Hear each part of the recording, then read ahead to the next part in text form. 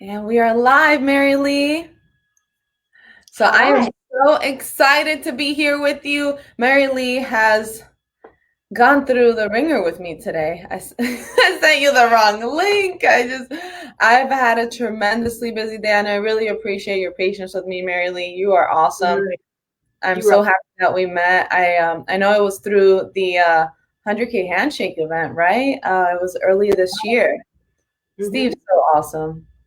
Yeah, we've both have Steve Hopper as our coach, and he has just been just phenomenal for me, and it's really changed the direction of my consulting business. Nice. Yeah. I mean, and now we are transforming into changing other people's lives and their business as well. And Yeah. obviously, I do it a little different where I'm a health insurance agent, but you are the nonprofit Gladiator. I love because there's so many great organizations that are doing so many amazing things out in the community, but they don't have the business acumen, the business mindset that someone like you does. So you have a tremendous amount of value to add, and just your your expertise is able to have a ripple effect and help so many more people. Yes, So that's how I feel about it, that I can help a multiple amount of people good. Well, doing let's what. get right into it. I'm Yeah. going to introduce, so anyone that doesn't know what Friendly Fridays is, it is a platform for my beautiful connections to have an opportunity to learn from another amazing individual that I just happen to know. So my name is Paula Rodriguez. My mission is to protect, inspire, and educate. I do specialize in health insurance where I save people money for being qualified for a plan based on good health. So I do specialize in helping small business owners, but a huge passion of mine is to add value to you guys as small business owners to get really the most out of your experience as a business owner. So I just want to introduce Mary Lee super quick so that you guys have an understanding of what she does. She has 25 plus years of experience in nonprofit management and leadership. She specializes in fundraising and board development, and she has obtained the credentials of a certified fundraising executive and also a certified master trainer with the Association of Fundraising Professionals. She holds a Bachelor of Science in Business Administration, me too, from Appalachian State University, and a Master's of Science in Communication from Florida State. You can learn more about her at nonprofitgladiator.org. So, Mary Lee, anything I left out? Anything you want to Oh, say about you oh, personally? wow. I'm like, oh my gosh, that sounds exhausting. No, not exhausting. No, I have had the privilege of working with a wide variety of nonprofit organizations over my career. The main of them have been grassroots, smaller organizations.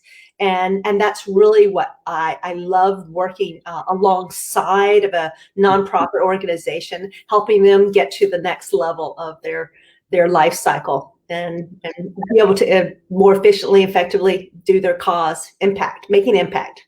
That's awesome. Can you tell us a little bit about the projects you have now?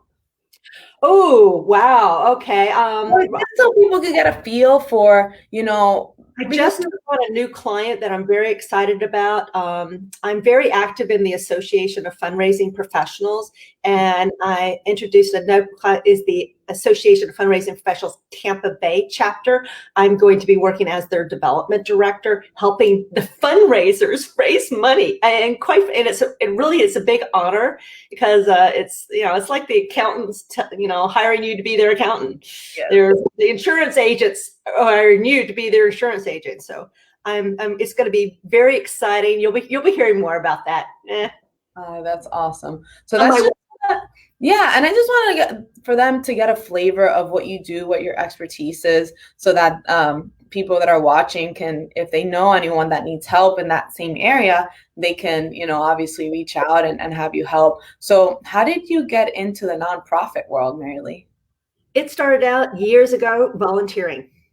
Volunteering. And it goes back into the third grade when I helped my mother with a capital campaign for her passion with the local children's theater, and she had us kids.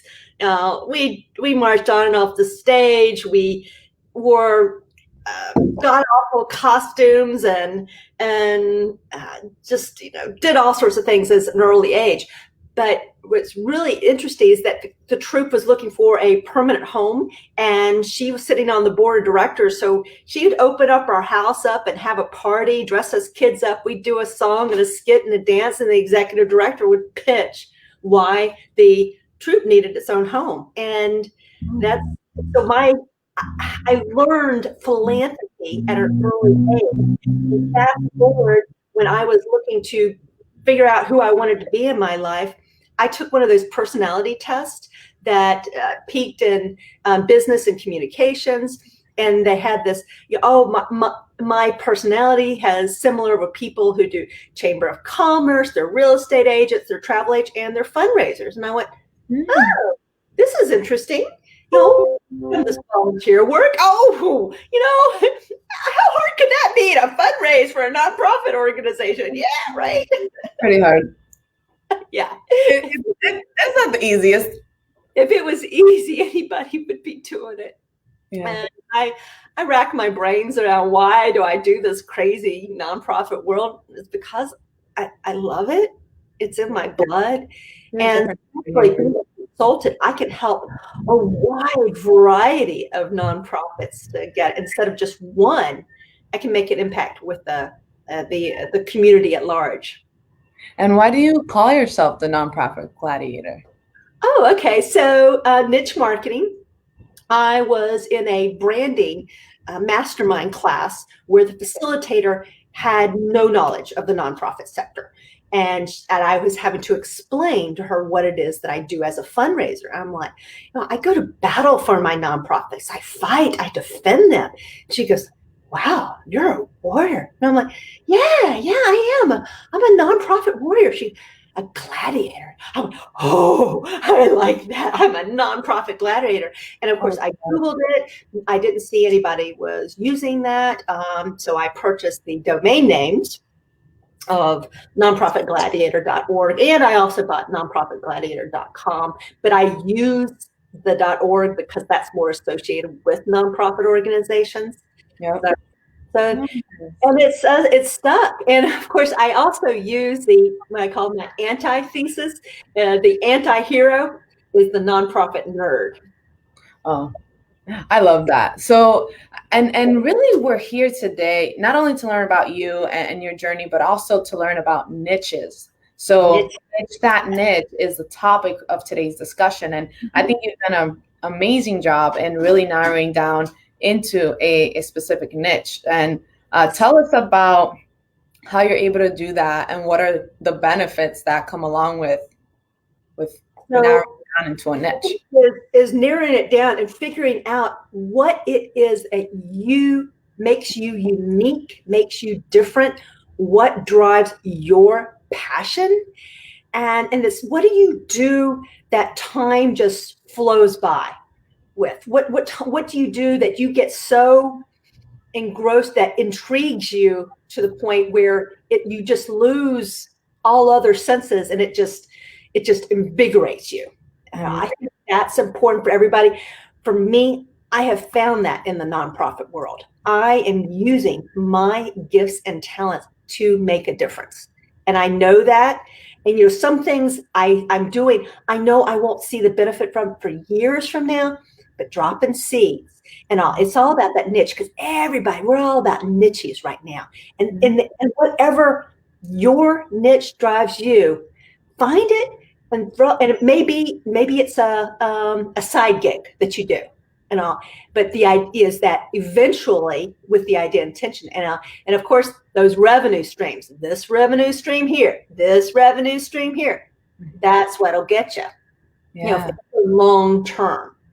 Yeah, and I feel like there's a lot of people that are in a position where they can help a lot of people, a wide range of people. Like, for example, myself as a health insurance agent, I can sit here and say, I can help anyone, right? But that's not necessarily true.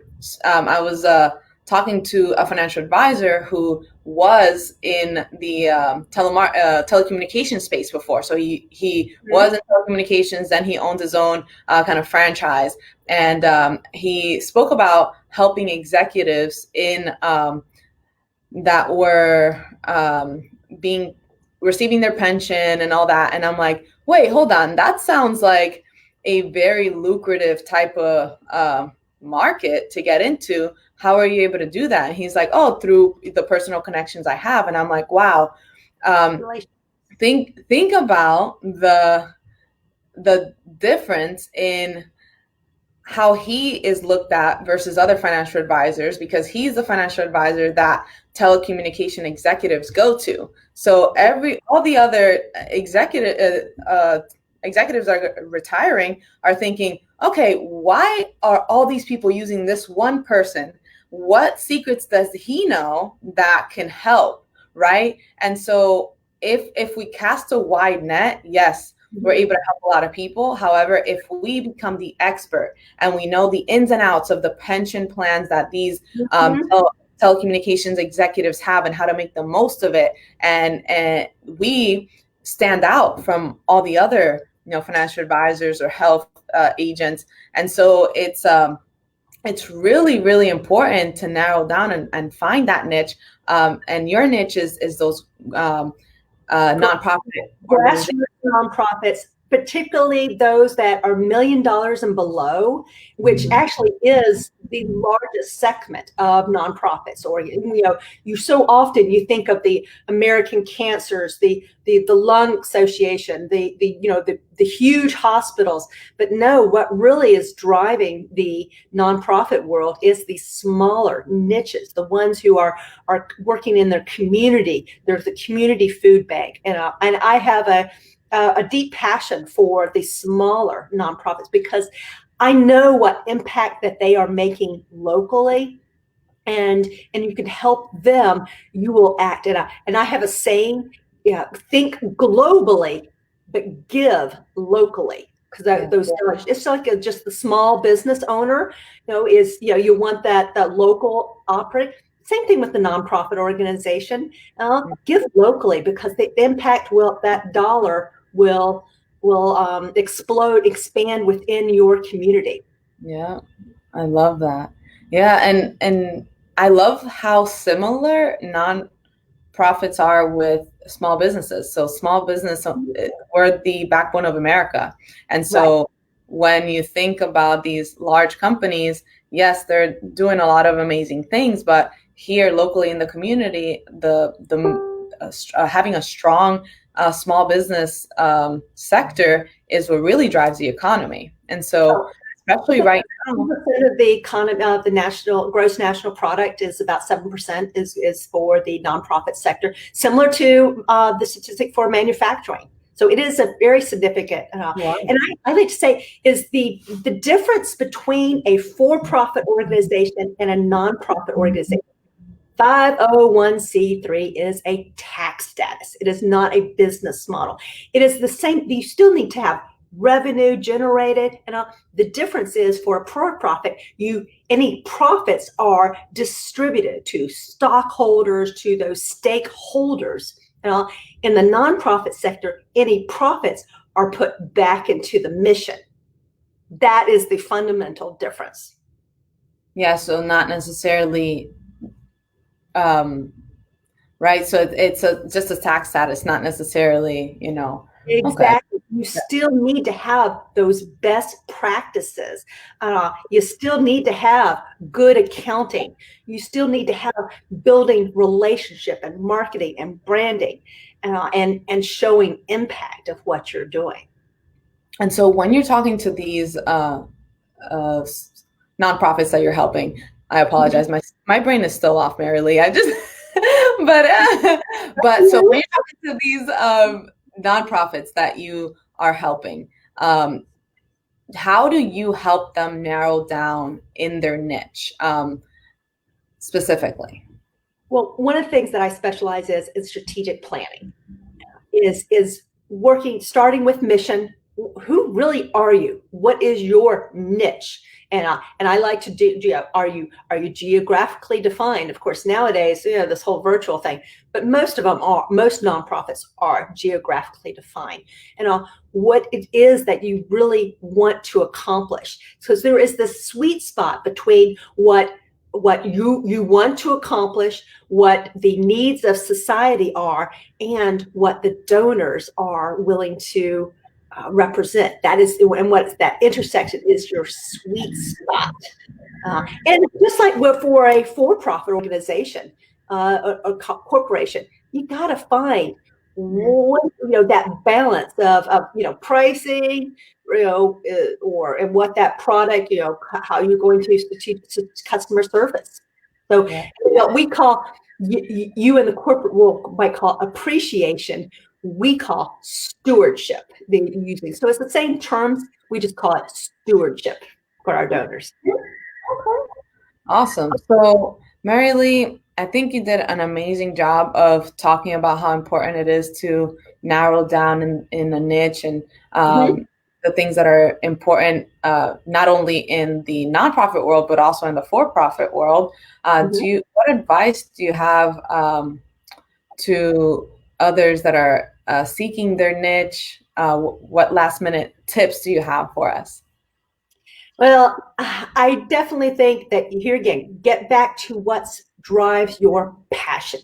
If you are passionate about dogs, okay, or if you are passionate about feeding the hungry, or if you are passionate about providing a stable domestic, stability for a survivor of domestic violence or human trafficking, if that is what you are passionate about, go out, seek out a nonprofit organization and volunteer with them. Give of your time and talent. And of course, hopefully your treasure will come through. I am a fundraiser by nature, but is find someone. I actually recommend you should be volunteering with 3 organizations. The first one would be something that is industry specific to your area. If you're in a real estate agent, go volunteer with the women of real estate. There's usually a women's association, so it's very industry specific, because the people that you're networking today might be your bosses later on, or you might want to hire them later on. And they'll, each other and you learn from each other. The second one is something that's broad in the community, like a chamber of commerce, like a Rotary system. So those that give you a wide breadth, because it's all about contacts, right? And then the third one is volunteer someplace that you are passionate about. It may be your church. For me, it was mostly my children's activities. I'm a former PTA president. I've been on the board of directors for my children's youth organizations, youth sports organizations. I've been a Cub Scout leader and a DIN leader, and awesome. That is awesome. But it was something that I was passionate about, and I learned through those experiences. I still call the PTA method as trying to get a board meeting. Someone who shows up as a volunteer, then you put them on a committee, then you put them on the chair of the committee, and then they become on the executive board. So I call it the PTA method. So you learn whatever niche. But I believe you should very seriously, strongly, to believe in those and choose them. I mean, there's some people I know that are in, oh my gosh, you turn around and they are in everything. They're here. They're like, it's like, it's exhausting. How do you do business? I think concentrate, to and choose them wisely, because we only do have so much time, and they change from time to time. Your needs now, like I said, I'm not involved with my children's activity because they're grown. But that gives you a amount of exposure and also an amount of control to what the decisions are in the community, right? So if you're part of a chamber of commerce and they have this idea or there's exposure that comes along with bringing that idea to fruition and making a impact in the community, gives you really great karma. I'll tell you that from experience. So It's very satisfying. yeah, and the crazy nonprofit world it's hard, yeah. but it is. And when you do have those victories, you get a grant, you got a sponsor, you just do the happy dance. Yeah, and then Happy dance. and that confidence comes out in all your other interactions with others. So, you're in this good mindset of giving, of abundance, and you're able to bring that forth to other conversations. So, I mean, a really great insight today, Mary Lee. So we learned about making sure we stay in our niche, right? We want to be the expert in whatever field we're at. We want to but be involved in 3 different organizations, and which seems like a lot, but honestly, it's just what you prioritize, right? And then also just expands your footprint. Yep. Yeah, and understanding that brings you not only a good feeling about yourself and impacting others, but also exposure, because people are wondering, okay, what does this girl do? She's out in the community, she's helping people. What does Mary Lee do, right?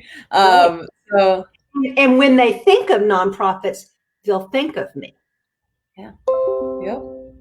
Nice. Well, Mary Lee, thank you so much for your time. Really, really appreciate it. You guys, it's lovely getting to know you. You're such a doll.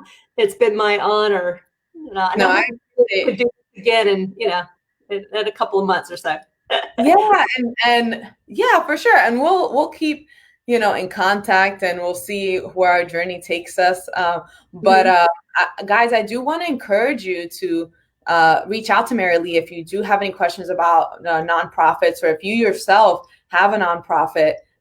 She is very, very knowledgeable, and she has been in this industry for a long time. So I'm sure she's going to be able to add value. And so make sure that you connect with her on Facebook and like her business page, and check out the website. Gladiator.org.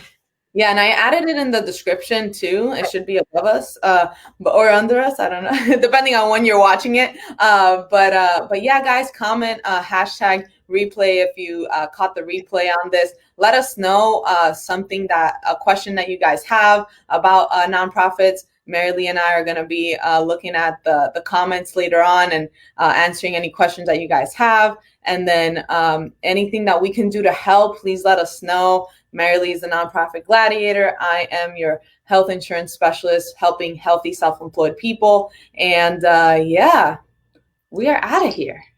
Fabulous. Right? Blessings. Bye. Happy Friday. Bye, Mary Lee.